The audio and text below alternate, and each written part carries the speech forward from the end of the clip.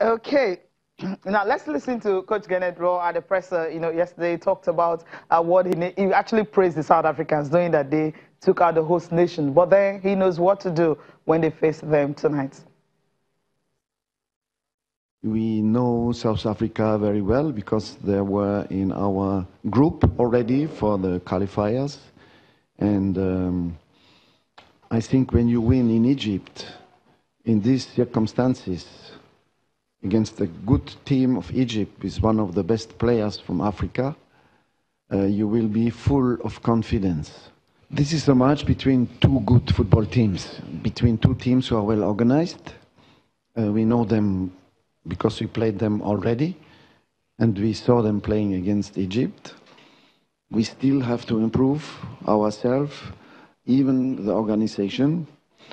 I think they have also the possibility to play in different organizations. They have to choose something to win against us, and we will have to do the same. Do the same and make something best out of that. I love the fact they actually acknowledge the fact that you mentioned it earlier, he can change his formation and all that different and try to win a game. And he says he will try to do the same in the sense that he can also do that. We've seen it. I mean, everyone was clamoring. While we were watching the game against Cameroon, people were saying, bring on Chukwueze and all that.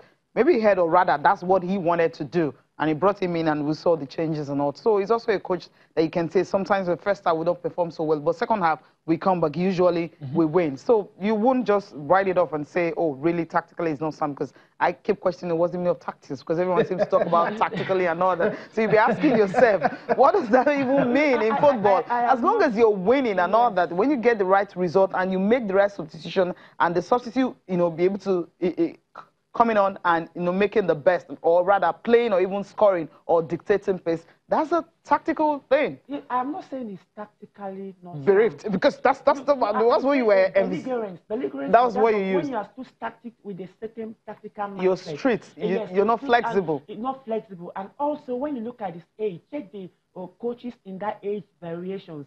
They've seen it also. They are kind of not under huge pressure. But with the kind of attacking players and the players we have there, you spoke about Chukwueze. He's a guy who's got great footwork, who can take out players and then create rooms for others.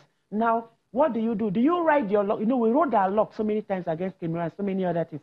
The Madagascar team showed us how it is to be a competitive. Even Don't you think it's simply because we didn't need that game? That's why they played in that way. If we had, we were very lucky against the Cameroonians. If it was a more experienced coach, who's more experienced than Stidop, would have closed the game up. What would have done is soak them. Don't be too crazy about going out. And because those guys are still young players like us. What I'm saying is that give us something more cheerful, more encouraging, because now there's communication issue in the central defense, which is pivotal in any team.